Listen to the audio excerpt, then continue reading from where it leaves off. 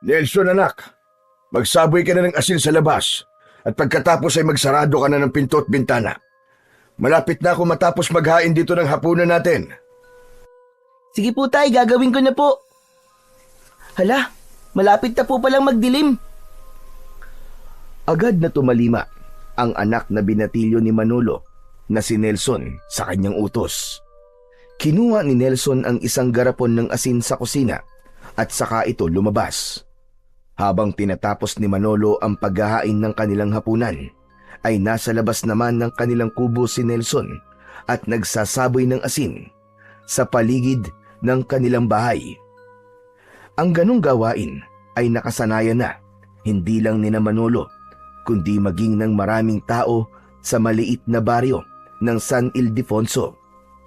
Bago tuluyang kumagat ang dilim, ay nagsasaboy ng asin ang mga tao sa labas at paligid ng kani-kanilang mga bahay. Maraming taon na rin ang nakakalipas, simula ng isang aswang ang nagsimulang manalasa gabi-gabi sa baryo ni Manolo. Nung umpisa, inakala nila na tao ang pumapatay sa mga tao roon.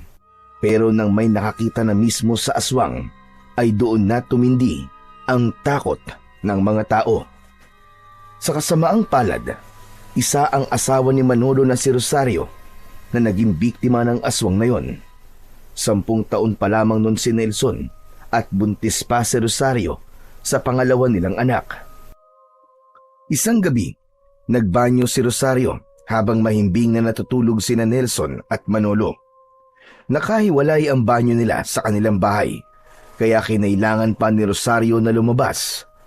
Nagising na lang si Manolo sa malakas na sigaw ni Rosario at nang lumabas siya, ay doon niya nakita ang kalunos-lunos na sinapit ng kanyang asawa at ang ipinagbubuntis nito.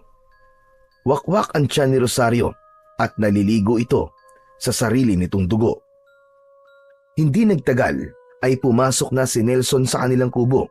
Sa pagkakataon na yon ay tapos nang maghain si Manolo.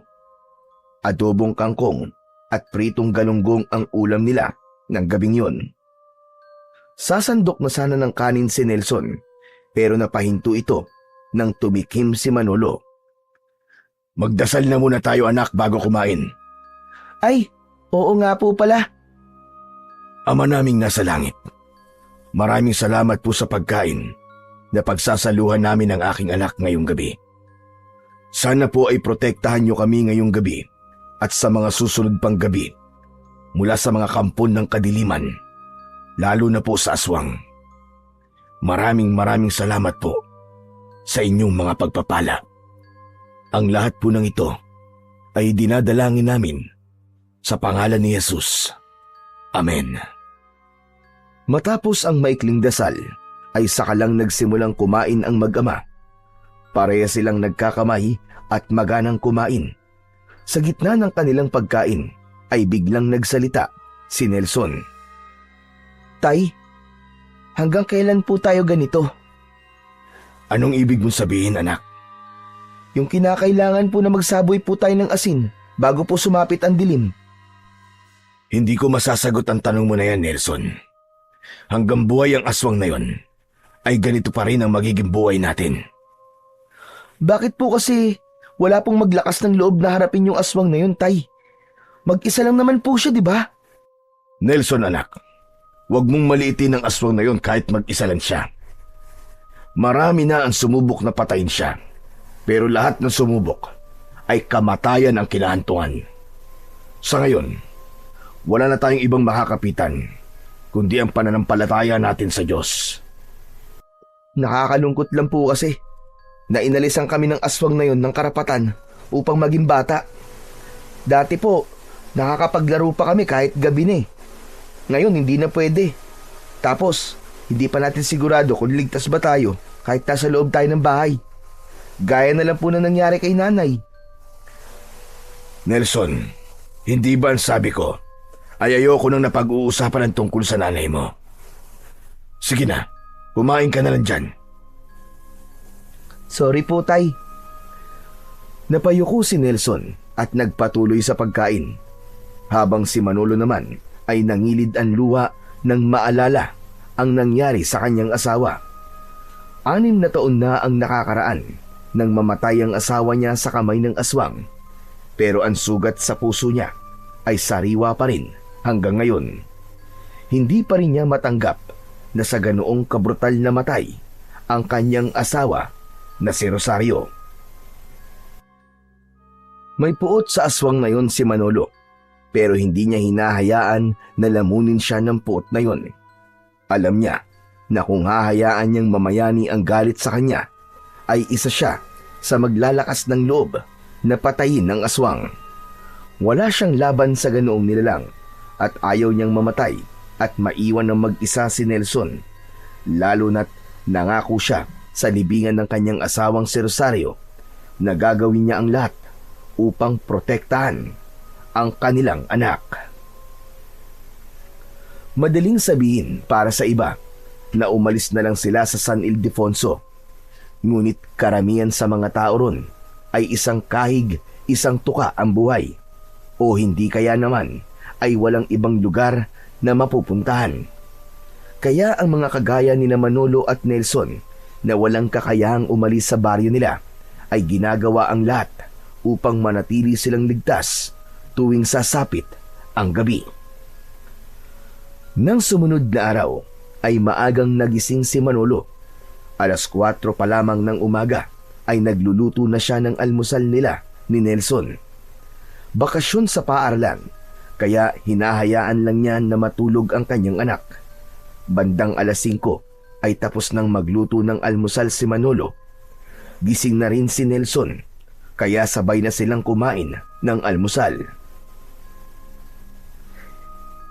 Tay, pwede po ba akong sumama sa inyo sa trabaho? Naiinip po kasi ako dito sa bahay. Pwede naman anak. Basta wag kang pasaway doon ha. Kilala mo naman si Don Hilario. Pumapayag siya na isama namin ang mga anak namin, pero ayaw niya na nakakaabala sa trabaho. Kailan po ba ako naging pasaway? Gusto ko lang naman po kasi sa asyenda ni Don Hilario. Kasi ang daming bunga namang ganyan ron eh. Sige na, bilisan na natin ang pagkain. At dapat bago mag-6 ay nandun na tayo. Si Manolo ay isa sa mga magsasakang nagtatrabaho sa asyenda ni Don Hilario. Nag-aararo siya ng palay o hindi naman kaya ay nagtatanim ng mga gulay. Nang mabili noon ni Don Hilario ang napakalawak na bakanting lupa sa San Ildefonso, ay ginawa nito yung asyenda. Para sa mga taong nakatira sa baryong yun, ay malaking tulong ang ginawang yun ni Don Hilario dahil marami sa kanila ang nabigyan ng trabaho at isa na roon si Manolo. Matapos mag-almusal ay nag-asikaso na si Manolo para magtungo na sa asyenda ni Don Hilario. Maya-maya pa ay magkasama na silang naglakad ni Nelson papunta sa kanyang trabaho. Mataas na ang sikat ng araw nang makarating sina Manolo sa malawak na asyenda ni Don Hilario. Agad siyang nagtungo sa palayan, dala ang kanyang karit habang ang iba'y abala naman sa kani-kanilang mga gawain. Tumutulo ang pawis mula sa kanyang noo habang hinahawanan niya ang damo sa gilid ng pilapil. Samantala si Nelson ay abala sa paglalaro sa gilid ng palayan.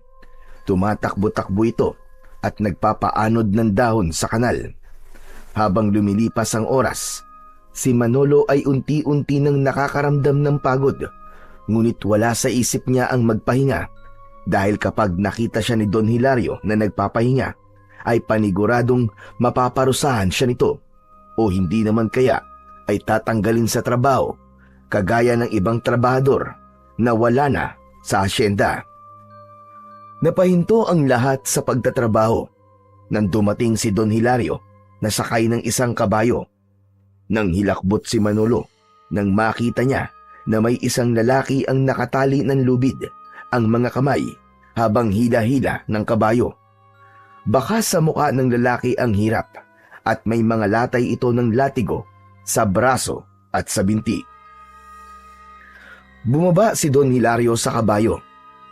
Matangkad ito at may matipunong pangangatawan.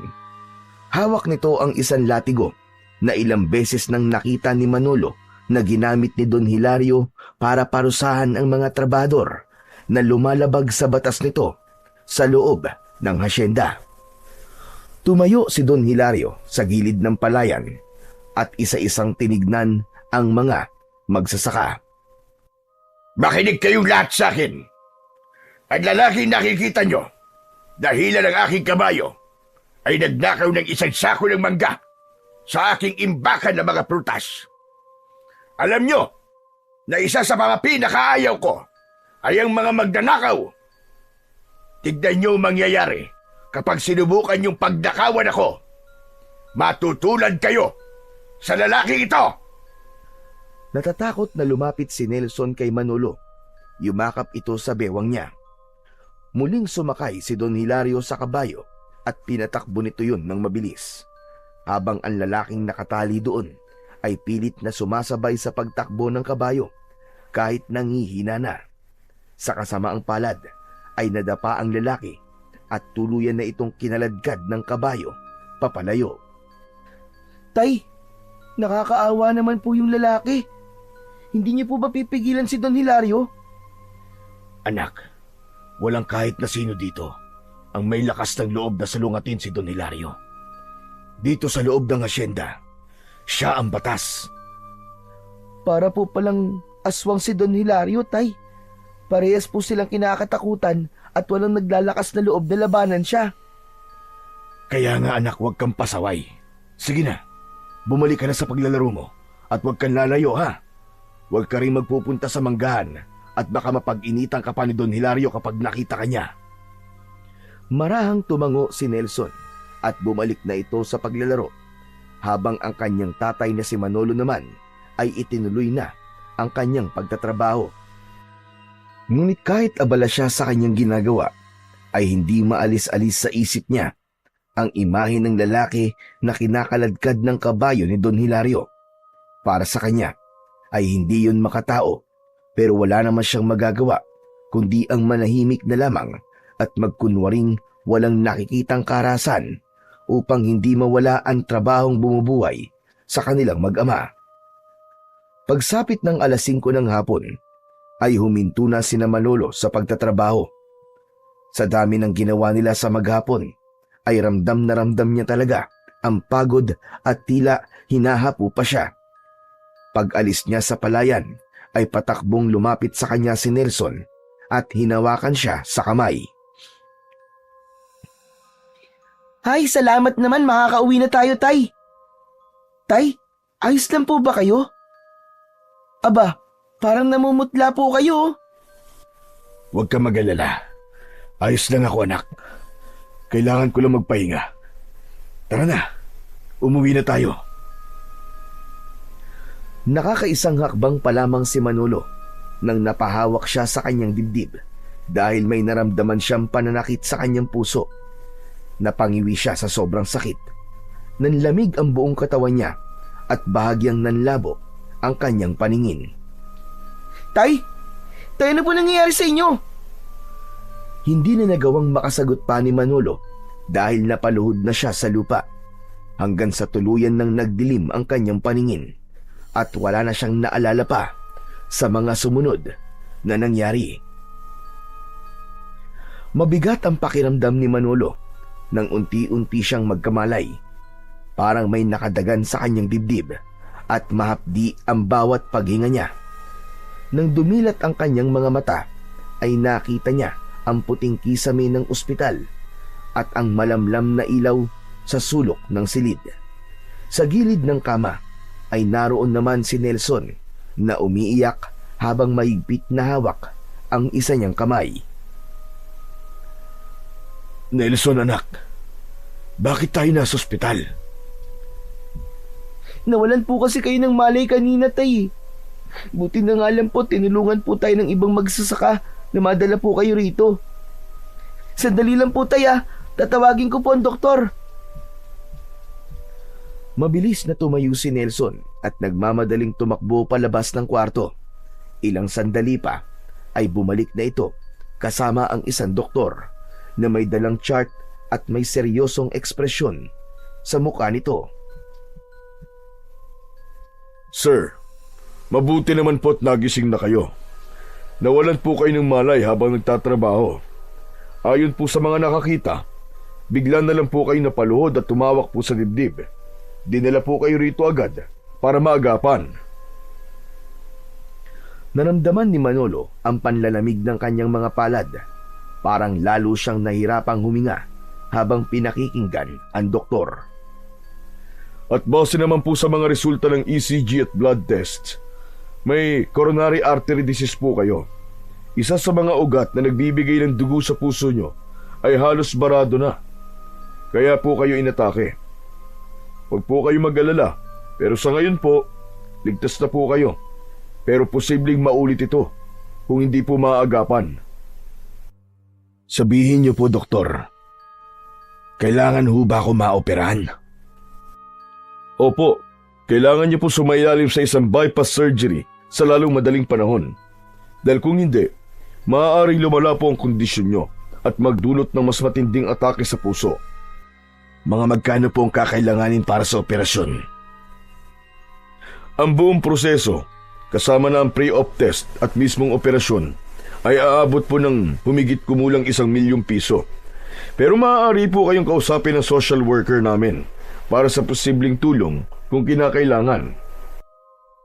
Parang gumuho ang mundo ni Manolo. Umalingaw-ngaw sa kanya ang perang kinakailangan niya para siya ay maoperahan. Tinignan niya ang anak niyang si Nelson na muling napayuko habang pinupunasan ang luha sa pisngi. Makalipas ang ilang araw na nasa ospital, ay nakauwi na rin sa wakas si Manolo. Maigpit na ibinili ng doktor na iwasan muna niya ang mabibigat na gawain, ngunit alam niya na imposible yun dahil kailangan niyang magtrabaho sa hasyenda ni Don Hilario. Isa pa, nalaman niya na si Don Hilario ang nagbayad ng bills niya sa ilang araw na siya ay nasa ospital. Sinabi nito na ibabawas nito yon kada sahod sa kanya. Kaya aminado si Manolo na wala siyang karapatan na magpahinga at kailangan na kagad niyang bumalik sa pagtatrabaho kung ayaw niyang magutom sila ng kanyang anak na si Nelson. Isang umaga, nagising si Manolo na may nakahanda ng almusal sa mesa. Labi siyang natuwa dahil maagang nagising si Nelson para ito na ang magluto.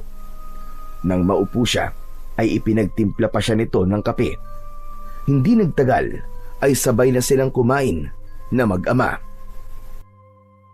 Tay, paano po pala yung pampaopera nyo? Saan po tayo kukuha ng ganong kalaking pera? Sa totoo lang, anak, hindi ko pa rin alam. Siguro hihingi ako ng tulong sa gobyerno. Ayaw niyo po ba kay Don Hilario humingi ng tulong, Tay?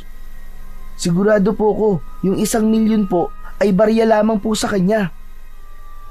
Hindi, anak. Mahirap humingi ng tulong sa kanya. Palaging may kapalit. Kung uutang naman ako sa kanya, malamang ay magiging malaki ang tubo nun. Baka patay na ako eh. Hindi pa rin ako tapos magbayad sa kanya. Pero Tay, ang sabi po ng doktor kailangan niyo pong maoperahan sa lalong madaling panahon. Tapos, babalik po kagad kayo sa pagtatrabaho. Baka mapagod po ulit kayo, Tay, at atakihin na naman po kayo.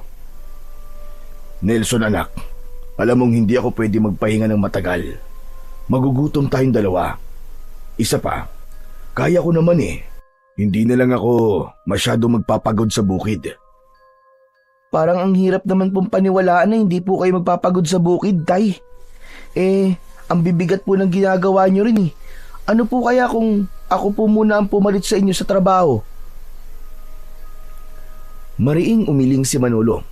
Ramdam niya kung gaano kagusto ni Nelson na tulungan siya. Pero ayaw niyang sa edad nito ay mamumulat agad ito sa pagtatrabaho.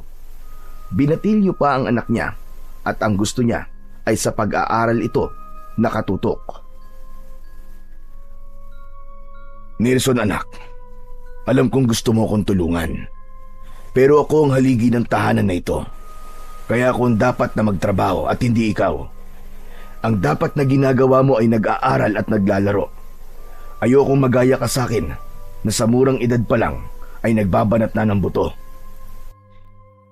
Hindi na tumutol pa si Nelson pero bakas sa mukha nito ang lungkot nang dahil sa sitwasyon nilang mag-ama. Ipinagpatuloy na nila ang kanilang pagkain at pagkatapos ay dumiretso na sa asyenda ni Don Hilario para magtrabaho. Kahit kakalabas pa lang ng ospital ay masigasig na nagtrabaho si Manolo, lalo na't naroon si Don Hilario na pinapanood ang bawat galaw ng lahat ng magsasaka.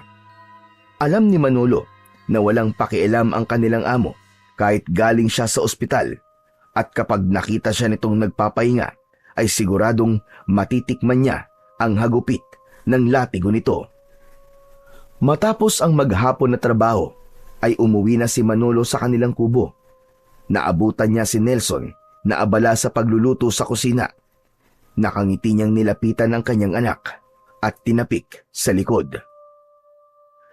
Ang bango naman ang niluluto mo, anak. Ano ba yan? Sinigang na hipon po, tay. Napadaan po kasi si Aling Sonia kanina tapos nakita ko po na may nilalako siyang hipon eh. Yun, pinaubos na lang po niya kaya nabili ko po sa mababang presyo. Mabuti na lang talaga at namana mo sa nanay mo ang husay sa pagluluto. O paano? Ikaw na munang bahala dyan at maglilinis lang ako ng katawan ko. Ay tay, sandali lang po. May sasabihin po ako sa inyo. Ano yon? Narinig niyo na po ba yung kumakalat na balita dito sa baryo natin? Yung bagong biktima po ng aswang kagabi? Sandaling natigilan si Manolo. Simula nang matuto ng mag-ingat ang mga tao sa kanilang baryo, ay wala nang nabiktima pa ang aswang. Kaya ang sinabing yun ni Nelson ay talagang gumulat sa kanya.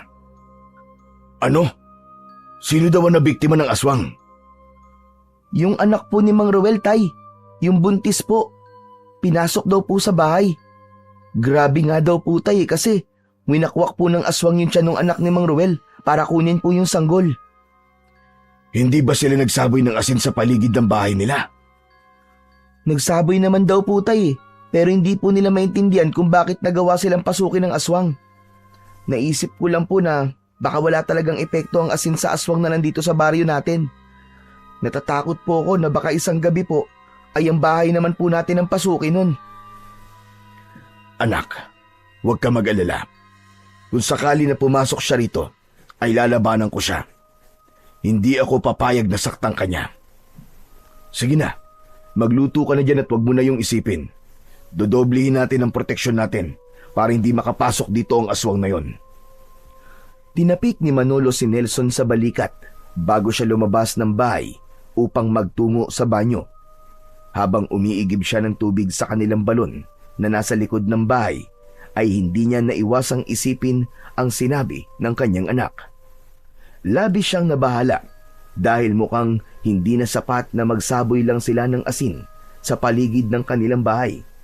Kailangan ay makaisip siya ng ibang paraan upang protektahan ang kanilang tahanan laban sa aswang. Isinantabi muna ni Manolo ang takot na kanyang nararamdaman. Alam niya na hindi yun ang oras para matakot siya dahil sa huli ay sila rin ng anak niya ang magtatalo kung magpapalamon siya sa takot. Matapos na mapuno ng tubig mula sa balon ang timba, ay binuhat na yun ni Manolo papunta sa banyo upang maglinis ng kanyang katawan. Matindi ang sikat ng araw ng tanghali na yon habang abala si Manolo sa pagtatanim ng palay. Masakit na ang ulo at likod niya pero hindi siya nagtangkang magpahinga dahil nakamasid sa kanila si Don Hilario. Hanggang sa isang iglap ay napahinto siya nang makaramdam siya ng matinding paninikip ng dibdib. Napaluhod siya sa putikan at nabitiwan niya ang hawak na pananim. Napansin ng ilang kasamahan ni Manolo ang nangyari at agad siyang nilapitan ng mga yon. Nagkagulo sa gitna ng palayan at may tumawag ng saklolo. Ang ilan sa kanila ay binuhat na siya at isinakay sa isang tricycle. Habang umaandar ang tricycle, ay nagdidilim na ang paligid ni Manolo hanggang sa tuluyan na siyang nawalan ng ulirat. Mabigat ang bawat paghinga ni Manolo nang magmulat siya ng mata. Naramdaman niya ang kamay na mahigpit na nakahawak sa isa niyang kamay at nang lumingon siya sa kaliwa ay nakita niya ang umiiyak na si Nelson. Nasa tabi nito ang isang lalaking doktor na may hawak na clipboard. Dok, ano pong nangyari sa akin? Inatake na naman po kayo sa puso. Mas malala po ang atake na ito kumpara po sa una. Hindi na po pwedeng ipagpaliban ng operasyon. Kung muli po kayong aatakihin, ay baka yun na po ang huli. Sinasabi ko po sa inyo ang posibleng mangyari at hindi po ako nananakot. Pero Dok, wala pa po kaming pera para sa operasyon. Naiintindihan ko po, pero meron naman po mga ahensya ng gobyerno na pwede niyong lapitan para sa tulong pinansyal. May ilan ding NGO na maaari kayong makipag-ugnayan, pero hindi po kami makapagbibigay ng kasiguraduhan kung kakayanin nilang sagutin ang buong halaga ng operasyon. Saglit na katahimikan ang bumalot sa silid. Hindi nagtagal ay nagpaalam na ang doktor at naiwan sa silid na yon sina Manolo at Nelson. Tay, kailangan na po nating gumawa ng paraan para maoperahan na po kayo kaagad. Ako na po ang bahalang lumapit kay Mayor. Anak, ang totoo ay kinausap ko na si Mayor. Ang sabi niya, ang kaya niya lang daw sagutin ay ang gamot ko matapos ang operasyon. Ano pong gagawin natin ngayon, Tay? Ang sabi po ng doktor, kailangan na po kayong maoperahan. Huwag ka mag-alala. May awa ang Diyos, anak. Hindi niya tayo pababayaan. Ang totoo ay sinabi lang yun ni Manolo para hindi na mag-alala at mag-isip pa ang kanyang anak. Ayaw niya na sa edad nito na yun ay magkakaroon na ito ng ganong kalaking problema. Kaya hanggat maaari ay nais niyang suluhin ang lahat ng alalahanin nila. Labis ang awang naramdaman ni Nelson para sa kanyang ama. Nais niya itong tulungan na maoperahan na dahil ayaw na niyang hintayin pa na muli itong atakihin sa puso. Nawalan na siya ng ina at hindi siya papayag na mawalan pa siya ng ama. Kaya habang nasa ospital pa si Manolo ay isang ideya ang kanyang naisip. Isang gabi ay nagtungo siya sa asyenda ni Don Hilario. Kumatok siya sa pinto ng malaki nitong bahay at isang kasambahay ang nagbukas noon. Agad na sinabi ni Nelson sa kasambahay na nais niyang makausap si Don Hilario para sa isang importanteng bagay. Nagpakilala rin siya bilang anak ng isa sa mga trabahador sa asyenda. Umakyat ang kasambahay sa ikalawang palapag ng bahay habang nanatili naman sa labas si Nelson. Kinakabahan siya at nagdadasal na sana ay hayaan siya ni Don Hilario na makausap ito. Ang plano niya ay humingi ng tulong kay Don Hilario. Kung kinakailangan na mangutang siya rito ay gagawin niya. Desperado na talaga siyang makakuha ng pera para sa pampaopera ng kanyang ama. Hindi nagtagal ay bumalik na ang kasambahay at anito ay pumayag si Don Hilario na makausap ni Nelson. Inihatid siya ng kasambahay sa kwarto ni Don Hilario. Naabutan niya si Don Hilario na nagbibilang ng napakaraming pera sa ibabaw ng kama at inilalagay nito yon sa isang itim na bag. Nakatayo si Nelson sa bungad ng pinto at hindi niya alam kung lalapit ba siya rito o hindi. Ano pang tinatayo-tayo mo dyan? Lumapit ka na rito na makapag-usap tayo na maayos. Napapitlag si Nelson at agad siyang lumapit kay Don Hilario. Hindi man lang siya nito tinapunan ng tingin at patuloy lang ito sa pagbibilang ng pera. Hindi ba ikaw si Nelson, yung anak ni Manolo? Ako nga po, Don Hilario. Ano't gusto mo akong makausap? Magbabayad na ba kayo ng utang niyo sa akin? Don Hilario, hindi pa po eh. Iba po ang dahilan kung bakit po ako nandito. Don Hilario, ihingi po sana ako ng tulong sa inyo para pampaopera po ni tatay. Kailangan po kasi namin ng 1 milyong piso para maoperahan na siya eh. Alam ko po na nakakahiya itong ginagawa ko pero desperado na po kasi talaga akong madugtungan ng buhay ni tatay. Sandaling huminto si Don Hilario sa pagbibilang ng pera at tinapunan nito ng malamig na tingin si Nelson. Mabuti naman at alam mo nakakahiya itong ginagawa mo. May utang pa nga kayo sa akin dahil ako nagbayad sa ospital nung unang itinakbo ang tatay mo doon. Tapos ngayon, uutang na naman kayo. Saan kayo kumukuha ng kapal ng mukha, ha? Don Hilario, parang awa niyo na po. Ang sabi po kasi ng doktor kailangan na po talagang maoperahan si tatay sa puso Wala akong pakialam. At wala akong pakialam kahit mamatay pa ang tatay mo. Dahil madali lamang siyang palitan. Saka 1,000,000 piso talaga. Anong palagay mo sa perang yon, ha? Pinipitas lang sa puno?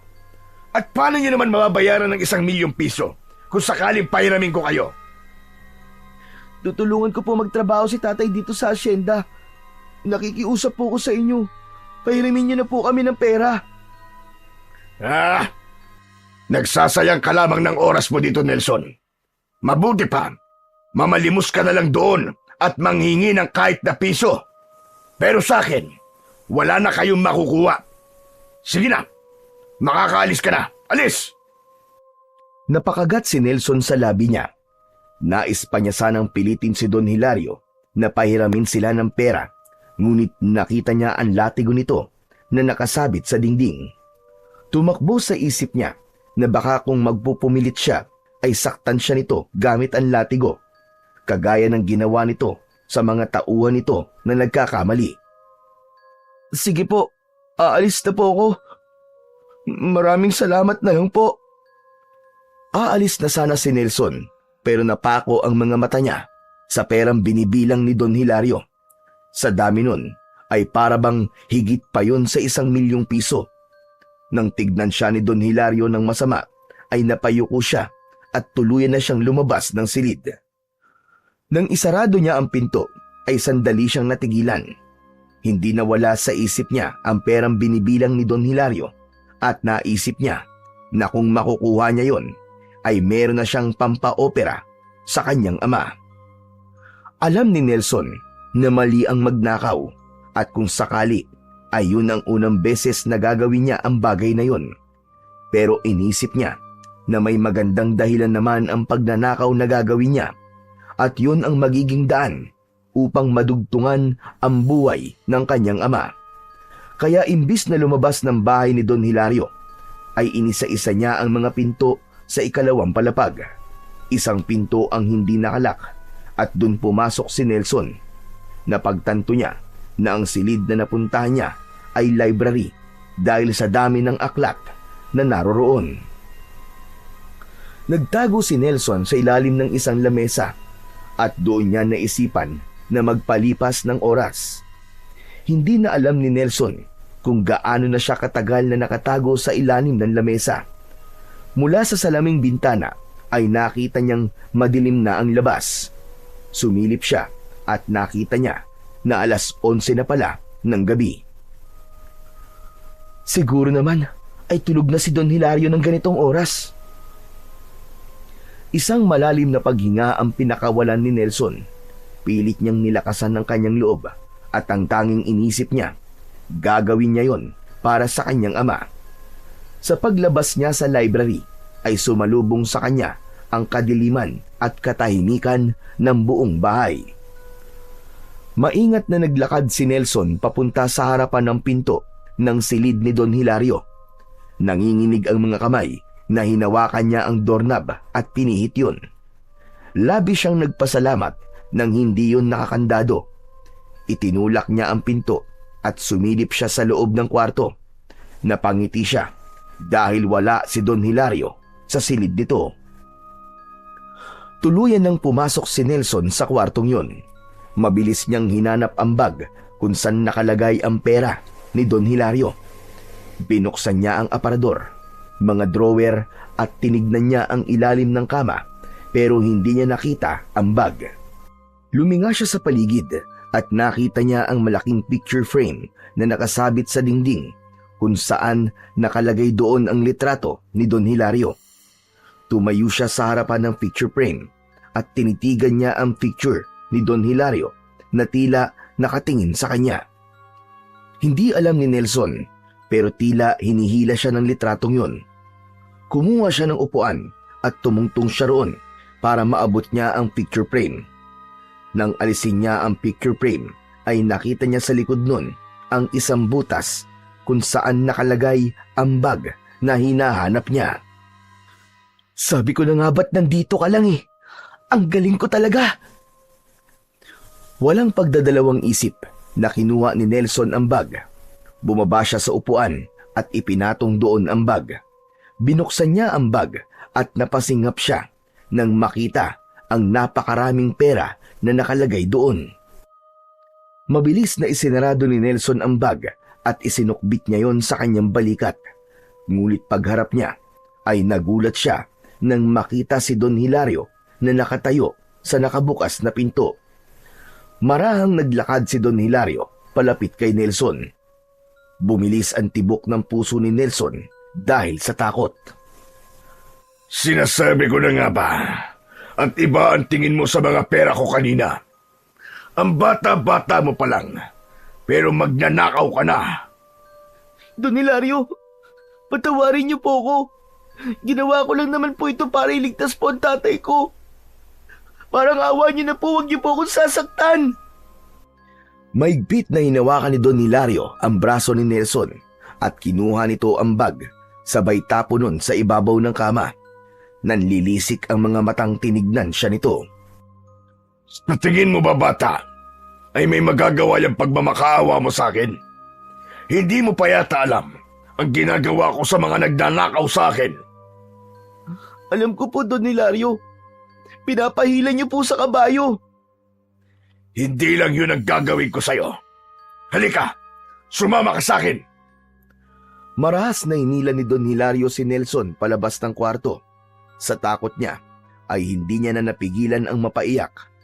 Patuloy siya sa pagmamakaawa pero tila bingi si Don Hilario sa lahat ng pakiusap niya. Wala siyang ideya kung saan siya dadalhin ni Don Hilario at kung ano ang gagawin nito sa kanya. Pero sigurado siya na sa sandaling yun ay nasa panganib siya. Makalipas ang ilang araw ay pinayagan na si Manolo na lumabas ng ospital. Nalaman niya na muling binayaran ni Don Hilario ang hospital bills niya, kaya alam niya na mas lumalaki na ang utang niya rito. Inasahan ni Manolo na pag-uwi niya sa bahay ay makikita niya ang anak na si Nelson. Ngunit nilukob siya ng pagtataka nang wala roon ang kanyang anak.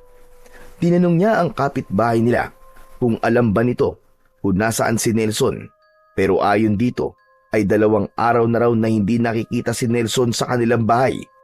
Ang alam pa nito ay nasa ospital lang ang bata. Labis na nag-alala si Manolo sa kanyang anak. Hindi nito ugali ang hindi nagpapaalam sa kanya kung saan ito pupunta o kung meron itong gagawin. Isa pa, masyadong matagal ang 2 araw na hindi ito umuwi sa bahay nila. Puno ng pag-aalalang bumalik si Manolo sa bahay nila. Naupo siya sa mahabang upuan sa labas ng kubo at doon siya nag-isip kung saan maaaring nagpunta ang kanyang anak. Nasaan ka na bang bata ka? Bakit hindi ka nagsabi sa akin kung saan ka nagpunta? Sa gitna ng pag-iisip ni Manolo ay isang itim na kotse ang huminto sa harapan ng bahay niya. Mula sa kotse na yon ay bumaba si Don Hilario na may madilim na muka. Napatayo si Manolo at hinintay niyang makalapit si Don Hilario sa kanya. Don Hilario, magandang umaga po. Ano pong sadya niyo rito? Tumawag sa akin ng ospital kung saan ka dinala. Ang sabi, nakalabas ka na raw. Kaya agad kitang pinuntahan rito. Don Hilario, may problema po ba? Tungkol po ba ito sa utang ko sa inyo? Salamat po pala ulit sa pagtulong niyo sa akin. Kung hindi po dahil sa inyo, ay hindi po ako makakalabas sa ospital. Wala sa mga nabanggit mo ang dahilan kung bakit ako nandito. Siguro ay alam mo nang nawawala ang anak mong si Nelson. Napatda si Manolo sa narinig. Nanlamig siya dahil wala siyang ideya kung paanong nalaman ni Don Hilario na nawawala ang anak niya. Sa dami ng ginagawa ni Don Hilario, alam niyang wala na itong oras sa mga nangyayari sa baryo nila. Opo, Don Hilario. Tama po kayo. Nawawala nga po siya. Ang sabi po ng kapitbahay namin ay 2 araw na raw pong hindi umuwi ang anak ko dito sa bahay.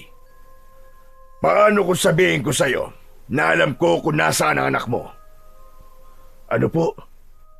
Sumama ka sa akin at dadaling kita sa kanya. Nais pa sanang magtanong ni Manolo pero tumalikod na si Don Hilario at naglakad pabalik sa kotse nito. Nagtataka man ay sumunod na lang siya sa kanyang amo at sumakay siya sa backseat ng kotse. Habang umaandar ang sasakyan, naisip ni Manolo na magtanong kay Don Hilario pero sinabi nito na kung gusto niyang makita si Nelson ay manahimik na muna siya. Walang nagawa si Manolo kundi ang itikom ang bibig sa buong biyahe habang walang tigil sa pagtibok ng malakas ang kanyang puso. Inihinto ni Don Hilario ang kotse sa tapat ng napakalaki nitong bahay. Nang bumaba ito ay agad na sumunod si Manolo hanggang sa makapasok na sila sa loob. Pagdating sa loob ay patuloy pa rin sa pagsunod si Manolo sa kanyang amo hanggang sa hindi niya na napigilan ang sarili na magtanong. Don Hilario, akala ko po ba'y pupunta tayo kung nasaan si Nelson? Bakit nandito po tayo sa bahay niyo? Kaya nga, pupuntahan natin ang anak mo. Ibig sabihin, nandito po siya. Mahina ba ang utak mo? At hindi mo naiintindihan ang mga sinasabi ko kanina pa? Sumunod ka sa akin para makita mo siya. Isang pinto na nasa ilalim ng hagdan ang binuksan ni Don Hilario. May hagdan doon pababa, kaya nahinuha ni Manolo na papunta sila sa basement. Habang bumababa sa hagdan, ay palakas ng palakas ang kabog ng puso niya. Nang nasa baba na sila, ay binuksan ni Don Hilario ang ilaw at nanlaki ang mga mata ni Manolo nang makita niya si Nelson na nakaupo sa isang sulok habang yakap ang mga tuhod. Pagkakita sa kanya ni Nelson ay agad itong tumayo at mahigpit siyang niyakap. Tay! Tay, ayoko na po dito! Gusto ko na pong umuwi! May pagtatakang napatingin si Manolo kay Don Hilario. Bago pa siya nakapagtanong, ay inunahan na siya nitong magsalita. Pinagtangkaan akong nakawan ng pera ng anak mo. Nagpunta siya rito para humiram ng pera. Kasi uoperahan ka raw. Nang magpaalam siya, ay hindi pala siya umalis ng bahay ko. Naghintay siyang makatulog kaming lahat bago siya pumasok sa kwarto ko. Nahuli ko siyang hawak ang bag ko na naglalaman ng pera. Nelson, anak, totoo ba yun? Sorry po, Tay. Sorry po. Nagawa ko lang naman po yun kasi gusto ko na po talaga kayo maoperahan eh. Sorry na po talaga. Kaya dinala ko siya rito sa basement at ikinulong. Huwag ka mag-alala, Manolo. Hindi ko sinaktan ang anak mo. Ang totoo nga niyan pinapakain ko pa siya. Magpasalamat ka na lang at hindi yan nakatikim ng latigo ko. Patawarin niyo na po ang anak ko, Don Hilario. Hindi po talaga siya magnanakaw. Nagawa lang niya po yun para sa akin. Siguro naman po sapat na ang ilang araw na ikinulong niyo siya rito bilang parusa niyo sa kanya. Isasama ko na po siya sa pag-uwi ko. Sandali lang. Hindi pa tayo tapos. Alam mo bang sa ginawa ng anak mo, ay pwede ko siyang ipakulong. Ikaw rin, pwede ka rin makulong, Manolo. Dahil hindi mo binabantayan ang anak mo. Pakiusap po, Don Hilario. Huwag niyo po kaming ipakulong. Parang awa niyo na po. Baka isipin niyo ay ubod ako ng sama. Bibigyan ko kayo ng opsyon. Pwede ko kayong kasuhan para parehas kayong makulong o gagawin niyo ang ipag-uutos ko sa inyong dalawa. Natigilan si Manolo at sandali silang nagkatinginan ni Nelson. Hindi pa man sinasabi ni Don Hilario ang ipapagawa nito, ay kinabahan na kagad siya. Ano po bang ipapagawa niyo sa amin, Don Hilario?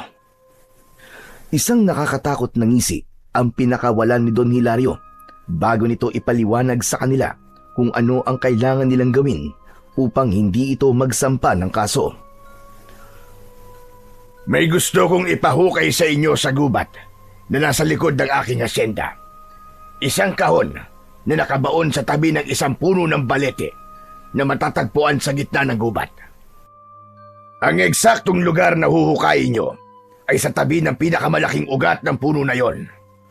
Napakalaki ng puno ng balete na yon, kaya alam kong mahahanap nyo yung kagad.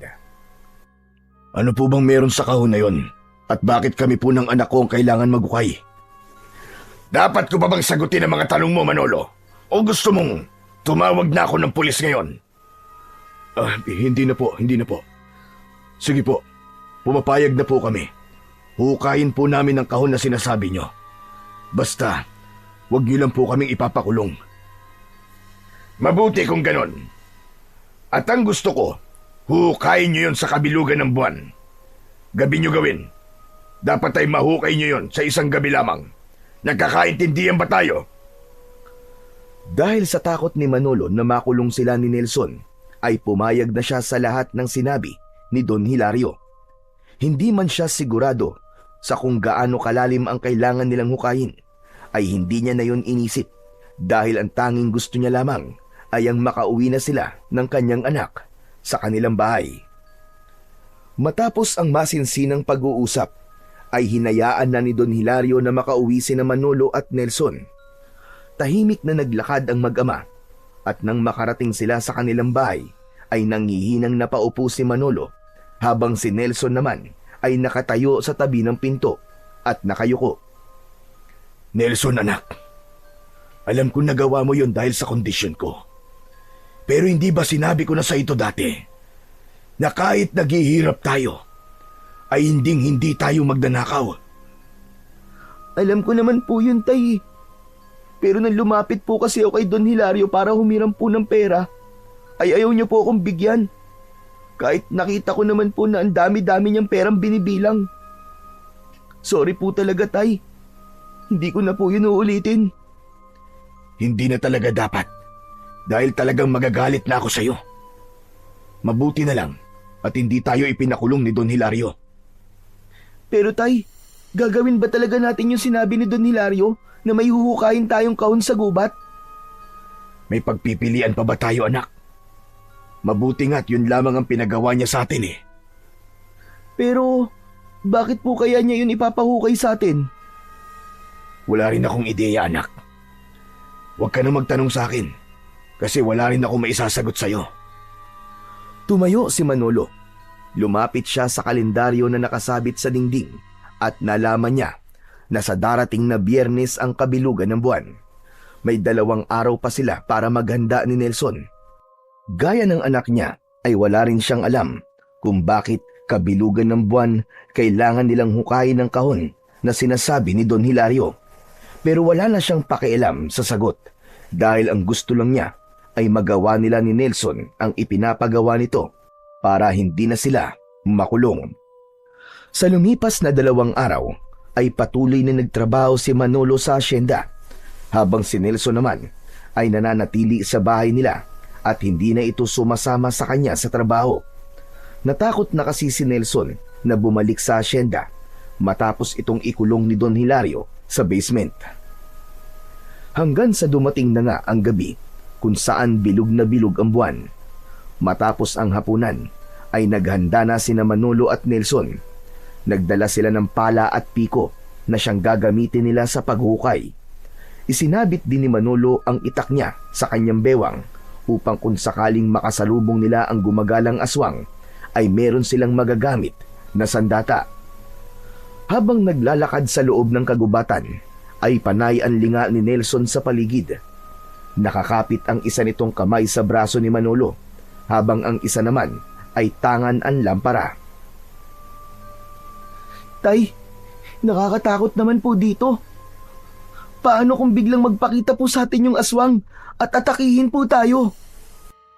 Kaya nga dinala ko tong itak ko, anak. Saka sa tingin ko, ay wala dito sa gubat ang aswang na yon.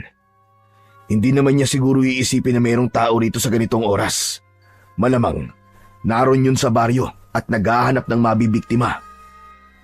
Sa bagay, tama ka naman po sa sinabi niyo, Tay. Nagpatuloy na sa paglalakad ang mag-ama. Kahit paano ay kabisado ni Manolo ang gubat na yon. Nung bata pa kasi siya, ay madalas silang maglaro doon at alam niya ang malaking puno ng balete na sinabi ni Don Hilario. Inabot ng halos kalahating oras ang paglalakad nila bago nila natagpuan ang puno ng balete. Maraming mga baging ang nakalaylay mula sa puno. Nakaramdam ng kilabot si Manolo pagkakita niya sa puno ng balete na para bang kanina pa sila nito hinihintay. Tay, talaga bang gagawin natin to? Hindi po ba ang sabi po ng mga matatanda tirahan po ng kapre at engkanto ang puno ng balete? Baka naman po, magambala po natin sila at kung ano po ang gawin nila sa atin. Hihingi na tayo kagad ng paumanin sa kanila. Para sigurado, anak. Naglakad sila palapit sa puno at agad na hinanap ni Manolo ang pinakamalaking ugat. Nang makita niya yon, ay tumingala siya sa puno ng balete. Mga kaibigan, para sa mga nilalang na nakatira sa punong ito, ngayon pa lamang ay humihingi na kami ng dispensa. Kung magagambala man namin kayo ng aking anak. May kailangan lang kaming kunin sa lugar na to. Pero nangangako kami na hindi namin sisirain ang inyong tirahan. Matapos sabihin yun ni Manolo, ay isang malamig na hangin ang tila yumakap sa kanya na naging dahilan para magtaasan ang balahibo niya sa braso. Inisip niya na yun ay tugon mula sa mga nilalang na nakatira sa puno na yon. Hindi na nga nagsayang ng oras ang mag-ama at agad silang nagsimulang magukay. Binungkal muna ni Manolo ang lupa gamit ang piko, habang si Nelson naman ang naghuhukay ng lupa gamit ang pala. Napansin ni Manolo na panay ang linga ni Nelson sa paligid at napapahinto ito sa tuwing may naririnig silang huni ng hayop sa kung saan o hindi kaya ay kaluskos. Tay, narinig niyo po ba yun? Ano kaya yun? Huwag mong pansinin ang mga naririnig mo. Basta, mag-focus ka lang sa paghukay. Makalipas ang ilang oras nang walang tigil na paghukay, ay biglang may tinamaan na kung anong matigas na bagay ang piko ni Manolo. Nang sandaling yun, ay halos umabot na sa bewang niya ang lalim ng hukay na kanilang nagawa. Agad nilang hinukay ng mas mabilis ang bahagi ng lupa na yon, at doon na nga nila nakita ang isang kahon na gawa sa isang matibay na klase ng kahoy. Si Manolo ang kumuha ng kahon na halos kasing laki lamang ng lalagyan ng pambisig na relo at matiim niya yung tinignan. Nagkatinginan ang mag-ama na parehong habol ang paghinga, ngunit bakas ang tuwa sa kanilang mga muka. Yun na po ba yung kahon na sinasabi ni Don Hilario, Tay? Sa tingin ko, ay ito na nga yun, anak. Makakauwi na tayo. Ay, salamat naman. Ang sakit na po kasi ng likod at kamay ko sa kakahukay. Agad na iniligpit ni na Manolo ang mga gamit nila at naglakad na sila palabas ng gubat. Nang makauwi na sila, ay ipinatong ni Manolo ang kahon sa ibabaw ng lamesa kung saan sila kumakain. Magkasabay na umupo ang mag-ama at parehas nilang tinignan ang kahon. Tay, ano po kayang laman ng kahon na yan? Buksan po kaya natin? Hindi natin pwedeng buksan yan, Nelson. Hindi sa atin yan. Masama ang makialam ng gamit ng may gamit. Baka nakakalimutan mo na sa ganyan ka napahamak. Sa tingin ko naman po, Tay, hindi po malalaman ni Don Hilario kung titignan man natin yan. Kahit silip lang po. Hindi ba po ba pwede? Hindi pwede. Ang mabuti pa ay maglinis na tayo ng katawan tapos matulog na tayo. Napakamot na lang si Nelson sa likod ng kanyang ulo. Nang lumabas si Mando ng bahay, ay sumunod ito sa kanya. Sa likod ng kanilang bahay ay sabay silang naglinis ng kanilang katawan sa tabi ng balon. Dahil sa matinding pagod mula sa paghuhukay sa gubat, ay mabilis na nakatulog si Manolo. Sa tabi niya ay mahimbing na ring natutulog ang kanyang anak na si Nelson. Habang natutulog ay isang kakaibang panaginip ang dumalaw kay Manolo. Sa panaginip niya ay nasa harapan siya ng puno ng balete sa gubat. Mula sa likod ng puno ay lumabas ang isang lalaki na ubod ng puti ang kutis. Nakasuot ito ng gintong kasuotan at ang mata nito ay puro puti. Bahagyang nagliliwanag pa ang buong katawan nito. Walang takot na naramdaman si Manolo nang makita niya ang lalaki. Teka, sino ka? At bakit ganyan ang itsura mo?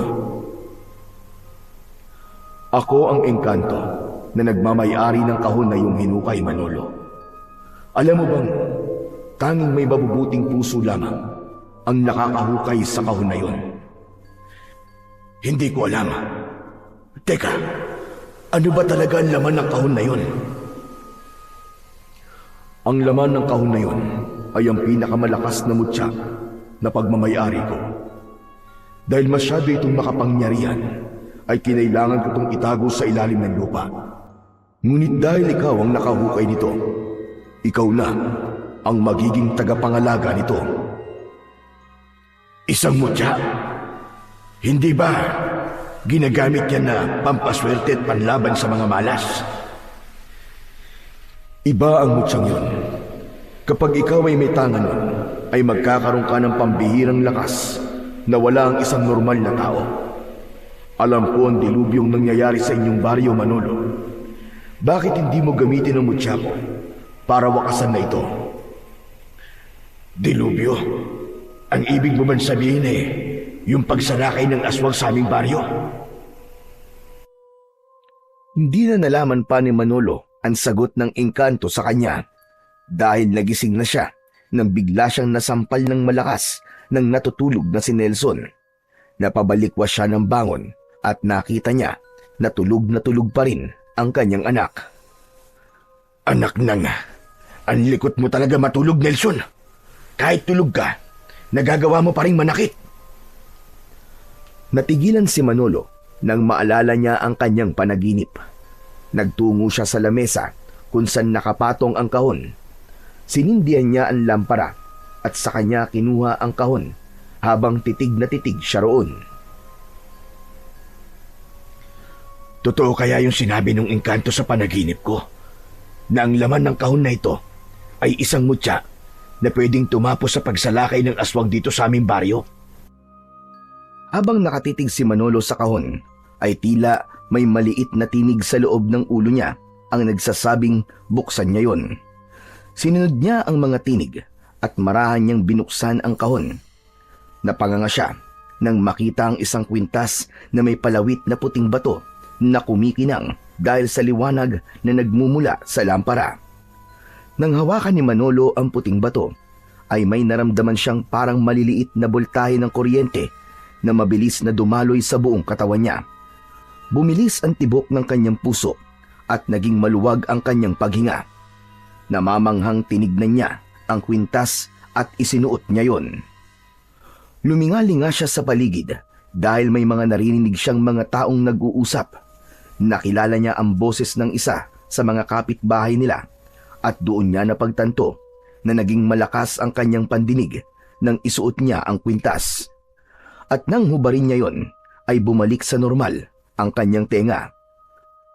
Hindi makapaniwalang tinignan muli ni Manolo ang kwintas. Napagtanto niya na ang puting bato na palawit nun ay ang mutyang tinutukoy ng engkanto sa kanyang panaginip. Pagsapit ng umaga, matapos mag-almusal, ay naghanda na si Manolo sa pagpunta sa asyenda ni Don Hilario. Palabas na siya ng bahay nang bigla siyang habulin ni Nelson habang hawak ang kahon. Tay! Tay, nakalimutan niyo po! Hindi po ba ibibigay niyo po to kay Don Hilario? Hindi na muna, anak. Saka ko na yan ibibigay sa kanya. Ha? Bakit po? Basta, saka ko na sa'yo ipapaliwanag. Sa ngayon, ay dito na muna yan sa bahay natin. At kahit na anong mangyari, ay huwag mong bubuksan yan. Nagkakaintindihan ba tayo? Opo, pero tay, bakit nga po? Pag uwi ko, ay saka ko sasabihin sa'yo. Bahagyang ginulo ni Manolo ang buhok ng kanyang anak at bago siya tuluyang lumabas ng kanilang kubo ay ngumiti siya rito. Nang malaman ni Manolo ang taglay na kapangyarihan ng mutya ng engkanto ay naisip niyang gamitin yon para labanan ng aswang na ilang taon nang nagdadala ng takot sa kanilang baryo.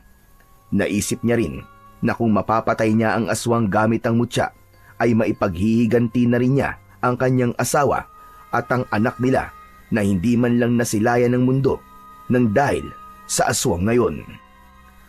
Nang makarating si Manolo sa asyenda, ay dumiretso siya sa malaking bahay ni Don Hilario. Pinapasok siya ng kasambahay at inihatid siya nito sa silid ni Don Hilario. Nang makapasok na siya sa kwarto ng kanyang amo, ay umalis na kagad ang kasambahay. Isinarado ni Manolo ang pinto at lumapit siya kay Don Hilario na nasa balkonahe at umiinom ng kape. Nakatalikod ito sa gawin niya at nakatanaw sa malawak nitong lupain. Magandang umaga po sa inyo, Don Hilario. Malaki ang ngiti na humarap si Don Hilario at ipinatong nito ang kape sa ibabaw ng lamesa. Sigurado kong magiging maganda ang umaga ko dahil sa dala mo. Nasaan na ang kahon, Manolo? Akin na. Yun nga po ang sasabihin ko sa inyo. Nang magukay po kami ni Nelson kagabi sa may tabi ng puno ng balete, ay wala po kami nakuwang kahon. Inabot na nga po kami ng umaga sa pag-uukay. Nawala ang ngiti ni Don Hilario sa sinabing yun ni Manolo at nanlisik ang mga mata nito. Anong sinabi mo? Sigurado ba kayo na sa tamang lugar kayo nagukay? Opo, sigurado po kami. Nagukay po kami sa tabi ng pinakamalaking ugat ng puno ng balete. Kung sa tamang lugar kayo nagukay, imposibleng wala kayong makuwang kahon. Bakit ba sa inyo ko pa yung pinagawa eh? Mga tanga pala kayong mag-ama. Pwede naman po kami magukay ulit mamayang gabi. Susubukan po ulit namin. Tuwing bilog ang buwan lang pwedeng hukayin ng kahon na yun, Manolo. Sinayang nyo lang ang pagkakataon. Kung ganun po, Don Hilario, sa susunod po na pagbilog ng buwan po ulit kami maghuhukay. Nangangako po ako na makukuha na po namin ang kahon. At kung hindi pa rin po namin makukuha yon, ay handa na po kami na ipakulong nyo. Mabuti. At ikaw na rin na nagsabi niyan. Talagang ipakukulong ko kayong dalawa ng anak mo. Kapag sa susunod na pagbilog ng buwan, ay hindi nyo pa rin nakukuha ang kahon na yon. Sige na. Umalis ka na sa harapan ko. Sinisira mo lamang ang araw ko. Pasensya na po ulit, Don Hilario. Bahagyang yumukod si Manolo sa kanyang amo bago siya lumabas ng kwarto nito. Ramdam na ramdam niya ang galit ni Don Hilario pero wala siyang pinagsisisihan sa kanyang ginawa. Aminado rin siya na hindi tamang nagsinungaling siya pero ginawa lang naman niya yon dahil naniniwala siya na kailangan muna niyang gamitin ang mutya para labanan niya ang aswang. Matapos ang maghapon na pagtatrabaho sa asyenda, ay umuwi na si Manolo sa bahay. Nakita niya sa labas si Nelson na nakikipaglaro ng patintero. Pagkakita nito sa kanya, ay huminto na ito sa paglalaro at sumabay na sa kanya sa pag-uwi. Pagpasok nila sa bahay nila, ay nakita niya ang kahon na nakapatong pa rin sa lamesa. Anak, hindi mo ba binuksan ang kahon na to habang wala ako? Hindi po tay, tulad po ng bilin nyo. Nagsasabi ka ba ng totoo? Oo naman po, kahit isumpa ko pa po sa kaluluwa ni nanay. Matamang tinignan ni Manolo si Nelson at nakita niya sa mga mata nito na nagsasabi ng totoo ang bata. Tay, pwede nyo na po bang sabihin sa akin kung bakit hindi nyo po yan ibinigay kay Don Hilario? Hindi po ba siya nagalit sa inyo nang sabihin nyo po na hindi mo na yan ibibigay sa kanya? Hindi ko sinabing nakuha na natin, anak. Ang sabi ko ay susubukan nating hukayin ulit ang kahon sa susunod na kabilugan ng buwan. Hala, ibig sabihin po nagsinungaling po kayo sa kanya? Hindi po ba sabi niyo po sa akin masama po magsinungaling? Hindi sa pagkakataon na ito, Nelson. Kailangan ko ang mutya na nasa loob ng kahon para labanan ng aswang. Ano po, Tay? Mutya? Mutya po ang laman ng kahon na yan? Ibig sabihin, binuksan niyo po ang kahon? Akala ko po ba, hindi natin yan pwedeng buksan? Magpapaliwanag ako sa'yo. Makinig ka muna sa akin, Nelson. Sa pagkakataon na yon, ay maayos na ipinaliwanag ni Manolo kay Nelson ang lahat. Sinimulan niya sa napanaginipan niyang engkanto at ang mga sinabi nito sa kanya tungkol sa pinakamakapangyarihang mutya na laman ng kahon. Sinabi rin niya kay Nelson ang dahilan kung bakit hindi muna niya ibibigay kay Don Hilario ang kahon. Matapos ang mahabang paliwanag ni Manolo, ay hindi agad nakapagsalita si Nelson. Hindi makita ni Manolo kung nagulat ba ito o namangha sa mga sinabi niya. Kung ganun, Tay, talagang gagamitin niyo po ang mutya sa pakikipaglaban sa mga aswang? Oo, anak. Kailangan kong gawin yon para matigil na ang pagsalakay niya dito sa baryo natin. Isa pa, gusto ko ring ipaghiganti ang nanay mo at ang kapatid mo. Tay, sigurado na po ba kayo dyan sa gagawin niyo? Paano po kung mapahamak kayo? Paano kung hindi po totoo yung sinabi sa inyo ng engkanto sa panaginip niyo? Kailangan kong maniwala, Nelson. Isa pa, nang isuot ko ang mutya, ay may kakaibang lakas akong naramdaman. Parang napakaraming nagbago sa katawan ko. Kaya naniniwala ako sa kapangyarihan ng mutya na nasa loob ng kahon na yan. Muling natigilan si Nelson. Natulala ito na parang may iniisip itong napakalalim. Ayos ka lang ba, Nelson? Bakit bigla ka natahimik dyan? Naisip ko lang po kasi na hindi kaya gustong makuha ni Don Hilario ang kahon ay dahil alam niya na meron yung laman ng mutya. Kung ganun, alam niya po ang kapangyarihan ng mutya. Tama ka, anak. Mukhang gusto niyang siya ang maging tagapangalaga ng mutya ng engkanto. Ang nakapagtataka lang po, Tay, ay bakit hindi na lang siya ang magukay ng mutya kaysa ipagawa pa yun sa atin. Yan nga ang hindi ko rin alam, anak. Pero sa ngayon, gagamitin ko muna ang mutya para labanan ng aswang. Nagkatinginan ang mag-ama at wala nang nagsalita sa kanilang dalawa. Nang sandaling yon ay mas lalong tumindi ang kagustuhan ni Manolo na patayin ng aswang. Naisip niya na panahon na para muling may sumubok na tapusin ng aswang na napakatagal ng dahilan ng takot ng mga tao sa kanilang baryo. Sa mga sumunod na araw, sa tuwing umuuwi si Manolo mula sa pagtatrabaho sa asyenda, ay dumidiretso siya sa likuran ng kanilang kubo. Doon niya isinusuot ang kwintas na may palawit na mutya. At sa oras na madama ng kanyang katawan ang pagdaloy ng lakas at kapangyarihan ng mutya, ay nagsisimula na siyang magsanay na makipaglaban gamit ang itak. Bawat galaw at pag-atake ni Manolo sa hangin ay nararamdaman niya ang paggabay ng mutya sa kanya. Kahit wala siyang kasanayan sa pakikipaglaban, ay para siyang isang mandirigma na ilang taon nang nakikipaglaban. At nang dahil doon, ay mas lalong lumaki ang kumpiyansa niyang mananalo siya sa oras na makipaglaban na siya sa aswang. Isang gabi, habang mahimbing na natutulog si Nelson, ay gising na gising pa rin si Manolo. Nakatingin siya sa kawalan habang iniisip ang maaaring mangyari kung sakali na magkaharap sila ng aswang. Para sa kanya ay handa na niyang labanan ang aswang na yon. Naputol ang pag-iisip ni Manolo nang marinig niya ang kalunos-lunos na pagsigaw ng kanilang kapitbahay. Humihingi ang mga yon ng tulong. Bumilis ang tibok ng puso niya. Napatayo siya mula sa pagkakahiga at nagkaroon siya ng hinala na inaatake ng aswang ang kapitbahay nila. Nagising na rin si Nelson at may pag-aalangang tinignan ang tatay niya. Tay, may aswang po yata sa kapitbahay natin. Tama ka, anak. At oras na para gamitin ko ang mutya. Mula sa kahon na lalagyan nila ng damit ay inilabas ni Manolo ang kahon. Binuksan niya yon at kinuha ang mutya. Walang pagdadalawang isip na isinuot niya yon sa kanyang leeg. Kinuha niya ang kanyang matalas na itak sa kusina at lalabas na sana siya nang biglang hawakan ni Nelson ang kamay niya. Napahinto siya at tumingin sa kanyang anak. Tay, huwag ka pong mamamatay ah.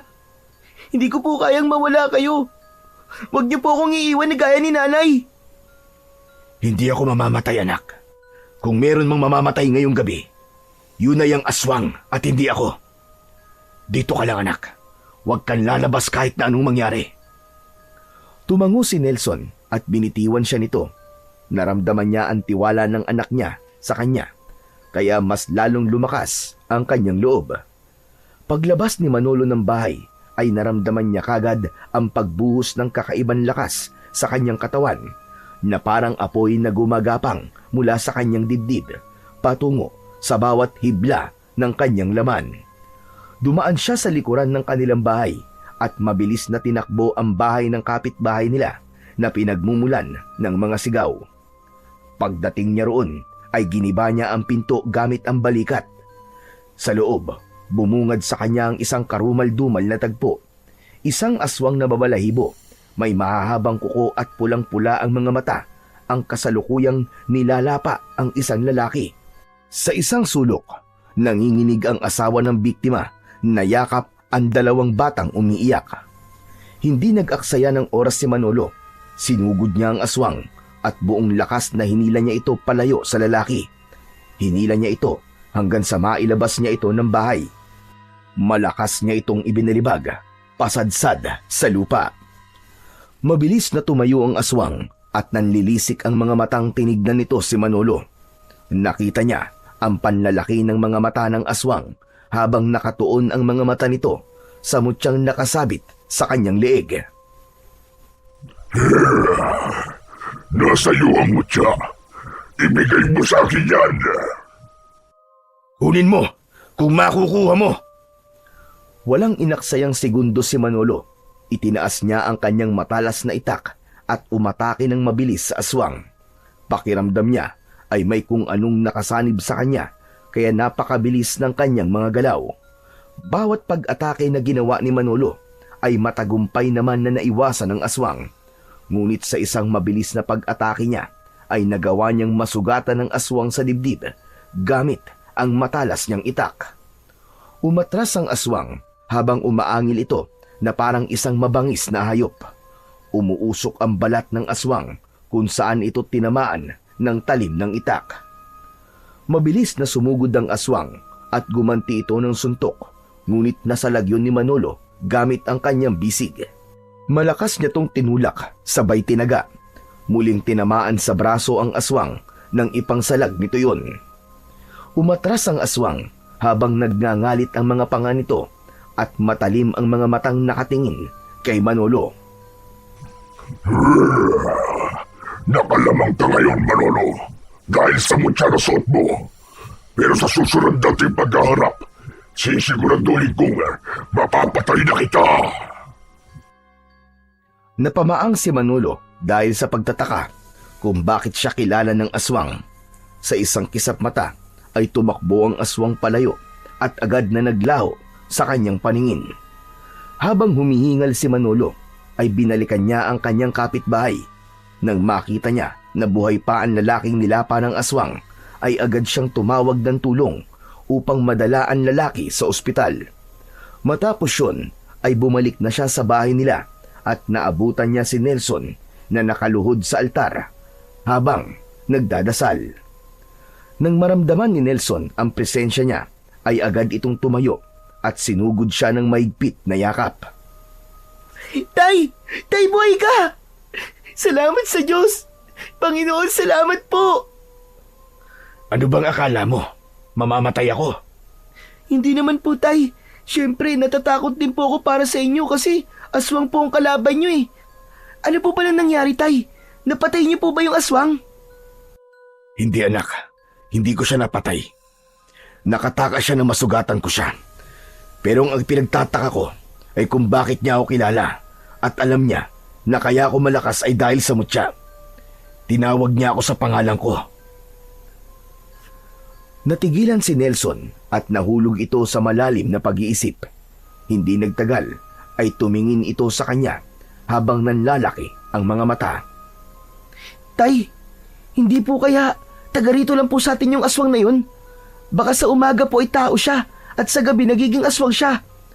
Naisip ko lang po na baka isa siya sa mga kakilala niyo rito sa baryo, kaya alam niya po ang pangalan niyo. Ang talino mo talaga, anak. Manang-mana ka talaga sa akin. Siyempre naman po, Tay. Sayang naman po ang pagpapaaral niyo sa akin kung hindi ko po gagamitin ang utak ko. Pero anak, sino sa mga kakilala ko ang aswang? Sa dami ng kakilala ko rito sa baryo, mahihirapan tayong matukoy kung sino sa kanila ang aswang. Yan po ang problema natin ngayon, Tay. Sa tingin ko po kasi ay mas magiging madali kung alam natin kung sino ang aswang dito sa baryo natin. Ang lamang lang po niya sa inyo ngayon ay kilala niya kayo, Tay. Natahimik ang mag-ama na pagtanto ni Manolo na tama ang kanyang anak. Habang nag-iisip ay hindi siya makapaniwala sa posibilidad na isa sa mga kakilala niya sa kanilang baryo ang aswang na ilang taon nang nananalasa sa baryo nila at pumatay sa kanyang asawa't anak. Nangako siya sa kanyang sarili na kahit sino pa ang aswang ay papatayin niya pa rin ito. Dahil sa dami ng buhay na kinuha nito sa mga nakalipas na taon, naniniwala siyang kamatayan ang nararapat na kaparusahan para dito. Simula nang magkaroon si Manolo at Nelson ng hinala na maaaring isa sa mga kakilala ni Manolo ang aswang na umatake sa kapitbahay nila, ay naging mas mapagmatsyag si Manolo sa bawat taong kanyang nakakasalamuha.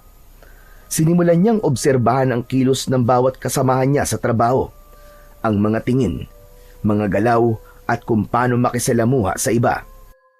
Lahat ng yon ay mataman niyang pinag-aralan, ngunit sa bawat araw na lumilipas ay wala siyang nakitang senyales ng pagkakaiba ng mga ito at lahat ay tila ordinaryong tao lamang.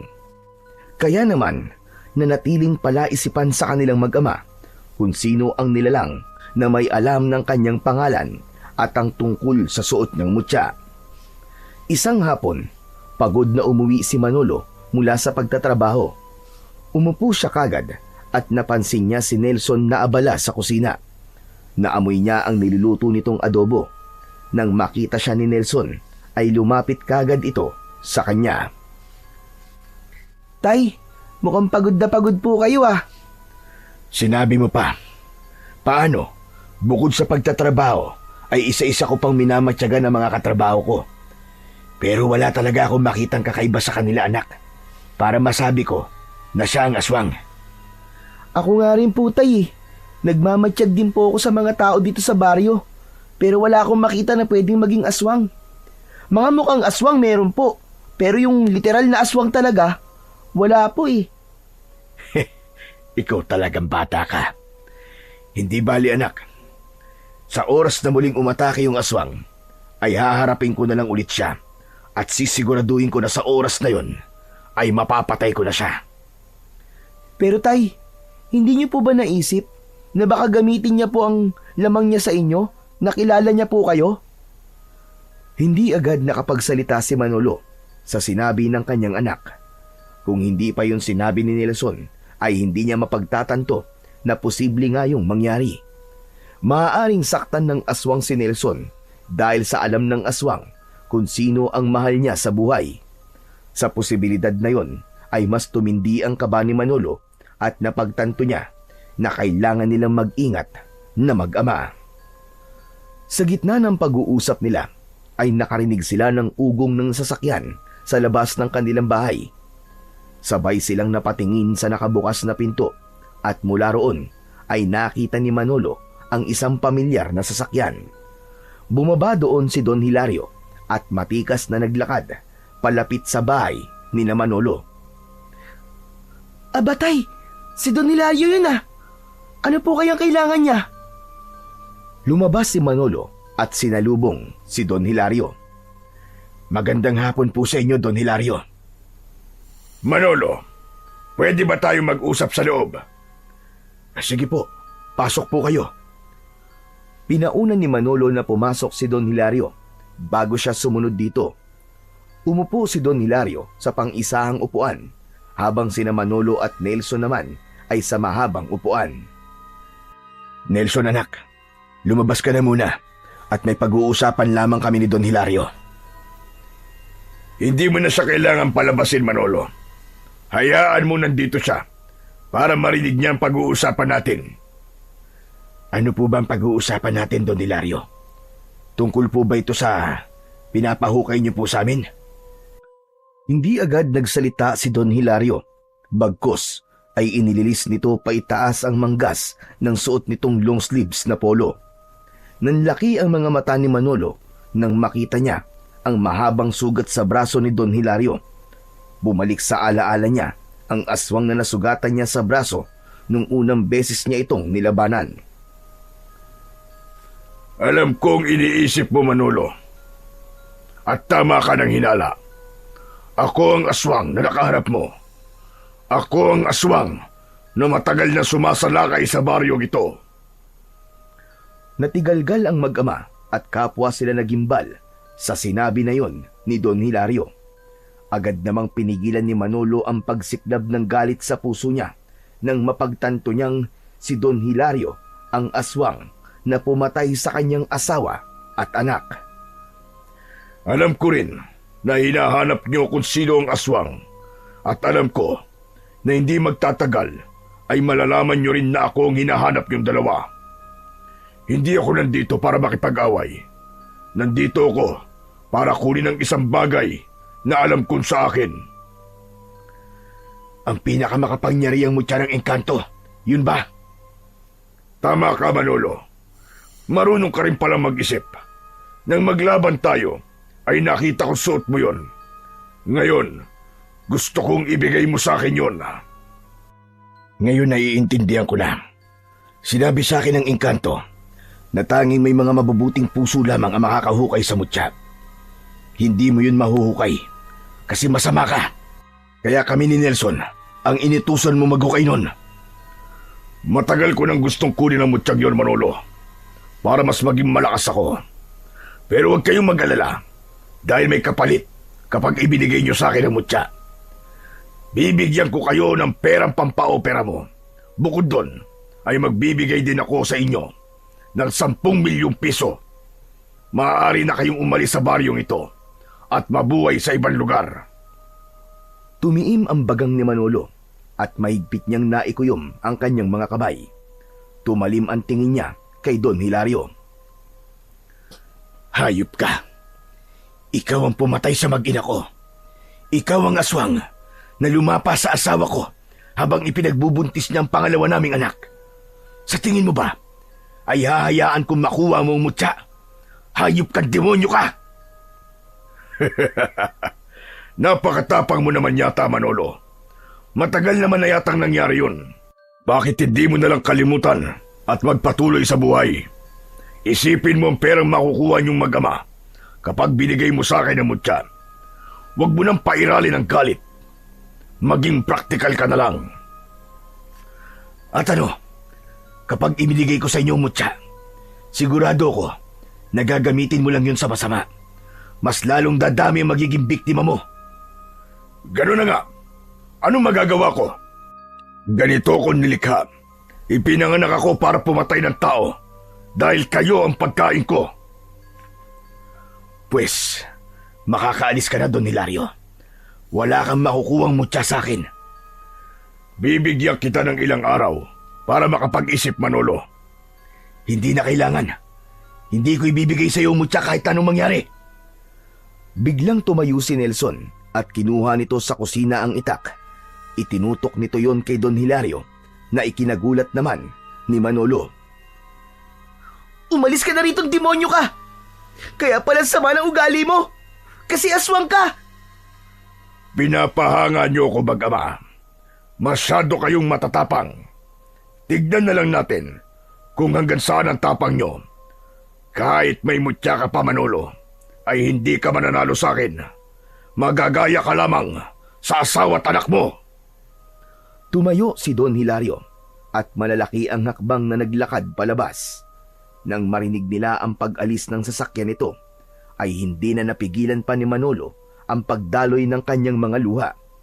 Hindi siya makapaniwala na ang aswang na pumatay sa kanyang mag-ina ay matagal na pala niyang kilala. Sa kabila ng kalupitan ni Don Hilario, ay mas pinili pa rin niyang igalang ito dahil ito ang nagbigay sa kanya ng trabaho. Ibinaba ni Nelson ang itak upang yakapin si Manolo. Hayop siya, Nelson. Wala siyang puso. Sa tingin ba niya ay mababayaran niya ng pera ang buhay na kinuha niya? Tay, kailangan mo na talaga siyang tapusin. Sigurado ako na mas nanganganib na ang buhay natin dalawa ngayon. Hindi ako papayag, anak, na may mapatay pa siya. At hindi ako papayag na masaktan ka niya, anak. Matapos ang pangyayaring yun, ay hindi na pumasok muli si Manolo sa asyenda ni Don Hilario. Hindi na rin siya nagtangkang sabihin sa mga tao kung sino talaga si Don Hilario dahil sigurado siyang itatanggi lang nito yun. May posibilidad din na baligtarin sila nito at ito ang mas paniwalaan ng mga tao dahil nga sa marami itong pera. Ang plano niya ay makita mismo ng mga tao kung anong uri ng halimaw si Don Hilario. Walang gabing hindi alerto sina Manolo at Nelson.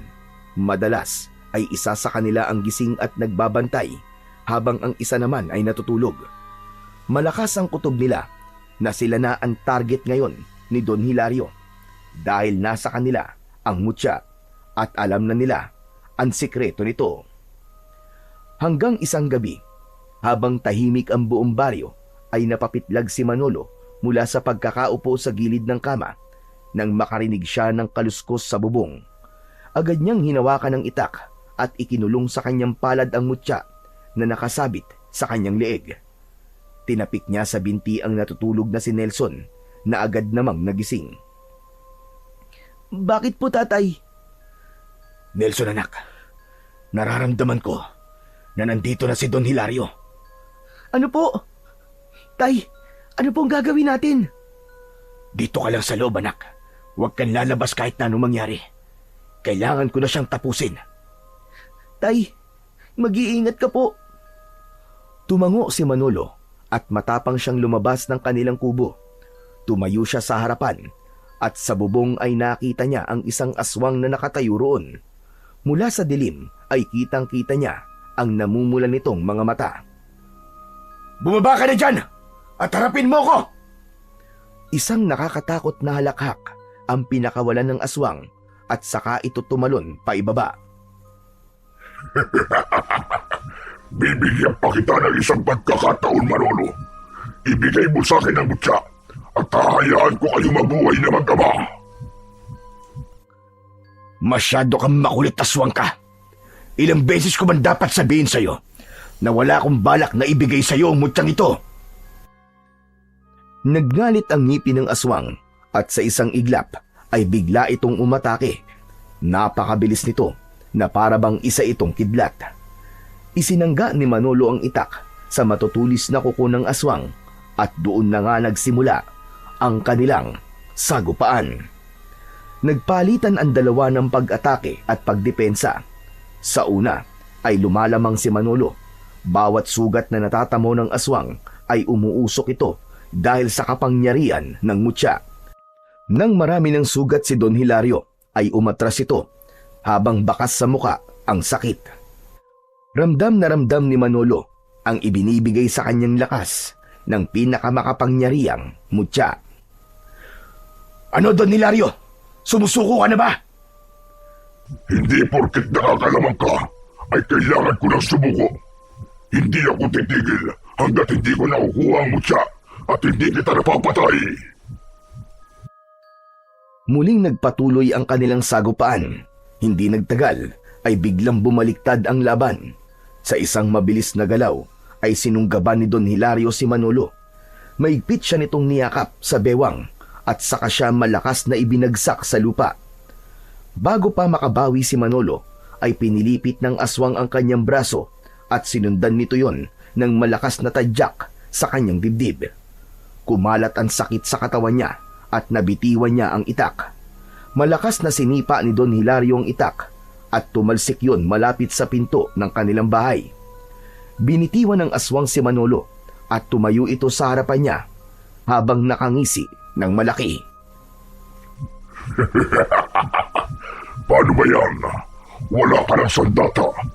Paano ka pa makakalaban sa akin, Manolo?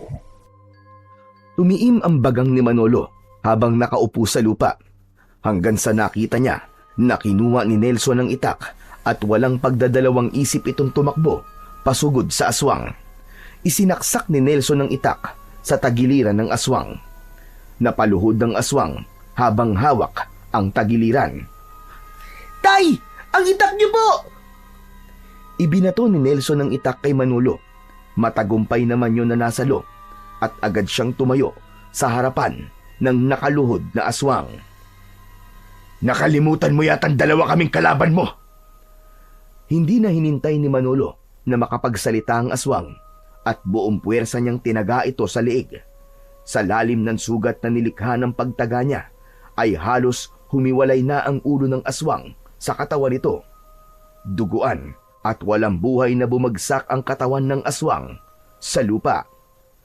Masayang lumapit si Nelson kay Manolo at nagyakap silang dalawa. Ang galing mo, Tay! Napatay niyo na po ang aswang! Talo na sana ako, anak eh. Kung hindi mo lamang ako tinulungan. Maraming salamat, anak. Siyempre naman po, hindi ko po kayo pwedeng pabayaan, no? Tatay ko po kayo eh. Salamat, anak. Sa wakas, naipaghiganti na rin natin ang nanay at kapatid mo. Pati na rin ang mga taong pinatay ng hayop na Don Hilario na yan. Sa pagtingin ni Manolo sa paligid, ay napansin niya ang mga taong nakasilip sa bintana at pinto ng kani-kanilang mga bahay. May ilan na lumabas at naglakad palapit sa kanila. Mga kasama, magsilabas kayo sa inyong mga bahay. Tignan nyo kung sino ang aswang na matagal nang nananalasa dito sa ating baryo. Lumapit kayo rito para makita nyo kung sino ang pumapatay sa mga mahal natin sa buhay. Mas dumami ang mga taong lumapit upang makita ang walang buhay na aswang na nakahandusay sa labas ng bahay ni Manolo. Lahat ay nasaksiyan ang unti-unting pagbabalik ng anyo ng aswang sa pagiging tao hanggang sa tuluyan na yung naging si Don Hilario. Binalot ng gulat ang lahat ng tao habang si Manolo ay inakbayan si Nelson at magkasama silang pumasok sa kanilang tahanan. Makalipas ang ilang araw, ay tuluyan nang ang bumalik ang kapayapaan at katahimikan sa baryo ni Manolo. Matapos mamatay ng aswang, ay namuhay na ng normal ang lahat at nawala na ang takot nila sa tuwing sumasapit ang gabi. Isang umaga, nagtungo sina Manolo at Nelson sa ospital para muling magpates si Manolo. Napansin kasi niya na hindi na sumasakit ang dibdib niya nitong mga nakaraang araw at umasa siya na magkakaroon ng panibagong resulta ang mga test na isasagawa sa kanya. Makaraan lamang ang ilang oras na paghihintay sa resulta ng test ay tinawag na ng isang nurse ang mag-ama dahil kakausapin daw sila ng doktor. Pagpasok nila sa isang silid ay naroon na ang doktor. Hawak na ang resulta ng mga test. Kinabahan si Manolo nang mapansin niyang nakakunot ang noo ng doktor habang nakatingin sa resulta ng kanyang test. Dok, ano pong resulta ng mga test sa akin? Manolo, base sa resulta ng iyong mga pagsusuri, ay wala na pong problema sa inyong puso. Normal ang tibok, malinis sa mga ugat, at wala na po tayong nakitang dahilan para ituloy pa ang operasyon. Napatingin si Manolo kay Nelson at kapwa may pagtataka ang kanilang mga muka. Muling bumalik ang tingin ni Manolo sa doktor. Sigurado po ba kayo, doktor? Sigurado ko, Manolo. Hindi ko po alam kung paano nangyari ito. Sa totoo lang, mahirap ipaliwanag. Pero kung ako ang tatanungin, mukhang isang himala ang nangyari sa inyo. Dahan-dahang bumalot ang ngiti sa mukha ni Manolo at agad niyang niyakap ang kanyang anak. Nang dahil sa labis na kasiyahan, ay hindi na napigilan pa ni Manolo ang mapaluha. Taimtim siyang nagpasalamat sa Diyos dahil sang-ayon siya sa sinabi ng doktor na isang himala ang nangyaring yun sa kanya. Isang gabi, habang mahimbing na natutulog, ay nanaginip si Manolo. Sa panaginip niya ay lumitaw sa harapan niya ang isang nilalang na nababalot ng liwanag, ang engkantong may-ari ng mutya. Ipinahayag nito na bilang gantimpala sa kabayanihan ni Manolo sa pagpatay kay Don Hilario na isa palang aswang, ay ginamit ng pinakamakapangyarihang mutya ang kapangyarihan nito upang pagalingin ang puso ni Manolo. Bukod doon, ay itinuring ng lahat ng mga bayani sina Manolo at Nelson bilang pagkilala sa kanilang katapangan at kabutihang loob, ay binigyan si Manolo ng maayos na trabaho sa munisipyo ng kanilang mayor. Si Nelson naman ay pinagkalooban ng isang full scholarship hanggang sa kolehiyo ng isang kilalang universidad sa lungsod. Ilang linggo makalipas ang lahat, bumalik sina Manolo at Nelson sa gubat. Bitbit nila ang mutyang nakalagay sa kahon. Muli nilang ibinaon sa tabi ng puno ng balete ang kahon na yon. Tay, sigurado ka ba na ibabalik na natin sa engkantong yun ng mutya? Oo anak, tapos na ang tungkulin ng mutya sa baryo natin. Kaya kailangan na nitong muling magpahinga. Pero tay, paano po kung sumalakay ulit ang mga aswang? Wala nang aswang nasasalakay sa baryo natin, anak. At kung sakali mang meron, sigurado ko, anak, nagagawa ng paraan ng engkanto para mapunta ang mutya sa susunod na karapat-dapat. Ginulo ni Manolo ang buhok ni Nelson at sabay silang naglakad palabas sa gubat. Mula noon, nanatiling tahimik na at payapa ang kanilang baryo at nalayo na yon sa anino ng takot at pangamba. Lahat ng tao doon, kabilang na sina Manolo at Nelson, ay naging handa para sa panibagong simula na puno ng pag-asa at kasiyahan.